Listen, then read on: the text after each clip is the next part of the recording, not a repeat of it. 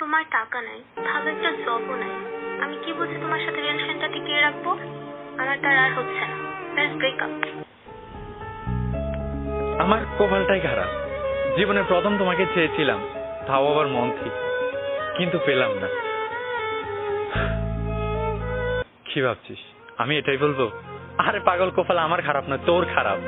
কারণ একজন সত্যিকারের ভালোবাসার মানুষ পেয়েও তাকে দূরে ঢেলে দিচ্ছিস। দেখি না তোকে মন থেকে ভালোবাসে। তুই কি ভেবেছিলি তুই আমাকে ছেড়ে চলে যাবি, তারপর আমি নেশা করব, তুই থাকবি তোর স্বর্ণ নতুন করে সাজাতে ব্যস্ত, আর আমি থাকবো অন্ধকার ঘরের এক কোণে নেশা আসক্ত। ভুল ভাবছিস।